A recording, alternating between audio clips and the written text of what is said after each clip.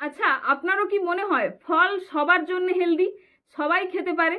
তাহলে বলি, ডায়াবেটিস পেশেন্টদের কিছু ফল খাওয়া উচিত নয়।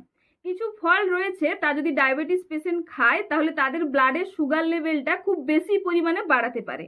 আজকে কথা বলবো এমন 5টা ফলের ব্যাপারে যা ডায়াবেটিস পেশেন্টদের খাওয়া উচিত নয়।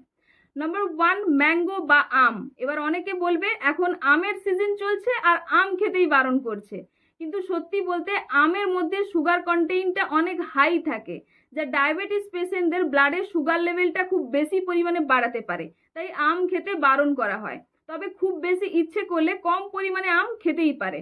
সঙ্গে কোনো হাই প্রোটিন খাবার খেতে হবে, যেমন বাদাম বা পনির। নাম্বার 2, গ্রেপস বা আঙ্গুর।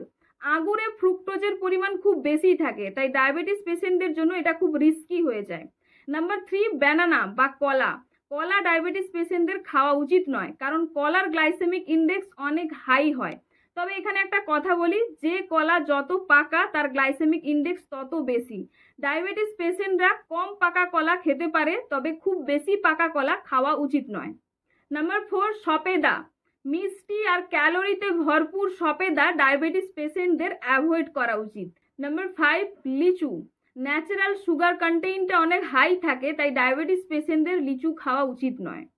এবার আপনার যদি ডায়াবেটিস থেকে থাকে তাহলে এই সমস্ত ফলগুলোকে অ্যাভয়েড করুন আর আপনার ব্লাড সুগারকে মেনটেইন করুন।